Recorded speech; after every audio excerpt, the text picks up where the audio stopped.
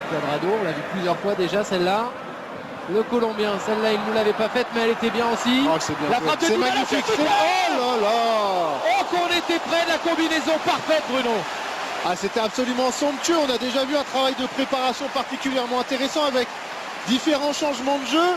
On arrive à Cuadrado qui fixe, qui dribble. La remise de Khedira, elle est parfaite. Et pourquoi elle est parfaite? Parce qu'elle est sur le pied gauche de Paulo Dybala.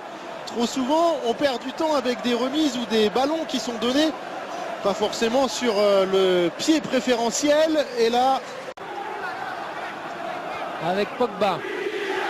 Pogba appuie sur Morata. Le ballon pour Cuadrado, hors-jeu. Signalé en position de hors-jeu.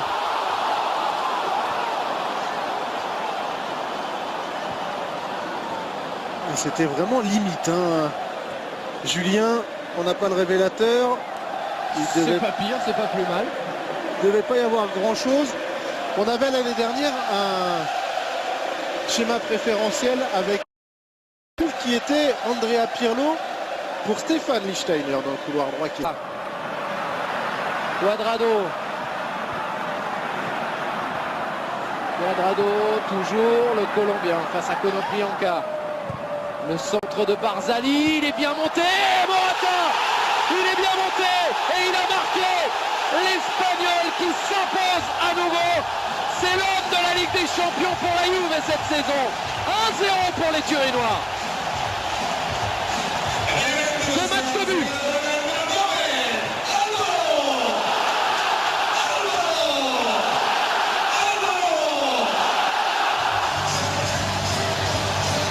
C'est bien lui, Alvaro Morata, Bruno. Exactement, vous l'avez dit, c'est l'homme de cette Ligue des Champions, le buteur confidentiel. On avait parlé de la qualité de son jeu de tête. Eh bien, il est là. Il prend le meilleur sur Krikoviak, Koké au deuxième poteau. Avec le rebond qui accélère, Rico qui ne peut absolument rien. La Juve qui va mener, on va dire logiquement, Julien. Evra encore.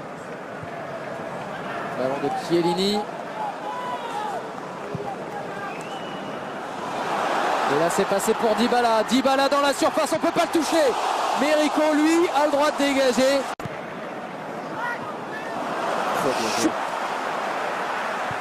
Il n'y a pas faute. Cuadrado.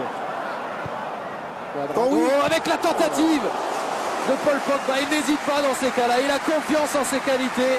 Il a failli nous offrir un bijou.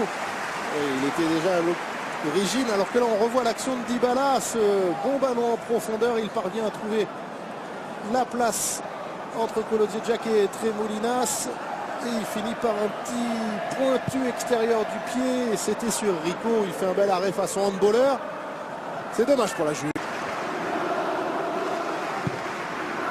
Avec un seul tir pour le FC Séville dans cette rencontre, aucun en seconde période.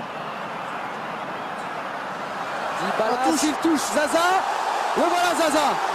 Zaza, c'est son premier match en Coupe d'Europe. Et il se retrouve face à Rico pour marquer le 2-0. Quelle entrée en matière européenne pour Simone Zaza. Il n'a pas raté le duel.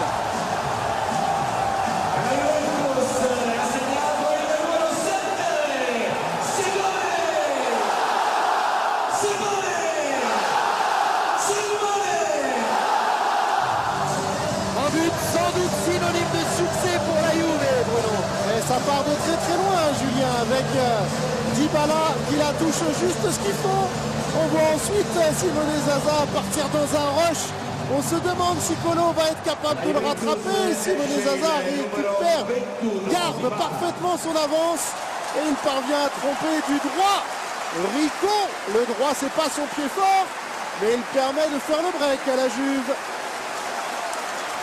La sortie de Paulo Dybala